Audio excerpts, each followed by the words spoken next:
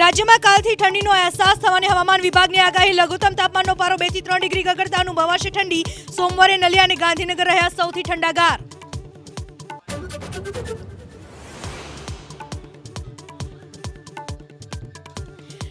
આણંદ ભાજપનો suspended દુષ્કર્મી corporator ફરાર. ઘરમાં ઘૂસી દુષ્કર્મ આચર્યાની ફરિયાદ બાદ દીપુ પ્રજાપતિ ફરાર. પીડિતાના પરિવાર સાથે મારામારી કરનારા સાગરીતો સકંજામાં.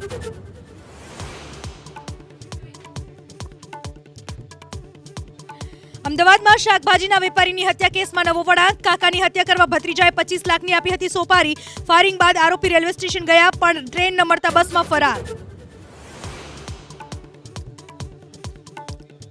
વિદ્યાર્થી સંગઠનોના વિરાધ બાદ આખરે ઝૂકી સૌરાષ્ટ્ર યુનિવર્સિટી. સૌરાષ્ટ્ર યુનિવર્સિટીએ પીએચડીની રજિસ્ટ્રેશન ફી 1500 થી ઘટાડી 800 રૂપિયા કરી. અગાઉ 3 ગણો કરી દેવાયો હતો વધારો. પંચમહાલમાં મમરાની આડમાં દારૂની હેરાફેરીનો પર્દાફાશ. મોરવા હડફના સંતરોડ પાસેથી 39 લાખથી વધુના વિદેશી દારૂના જથ્થા સાથે 4 શખ્સોની કરાઈ અટકાયત.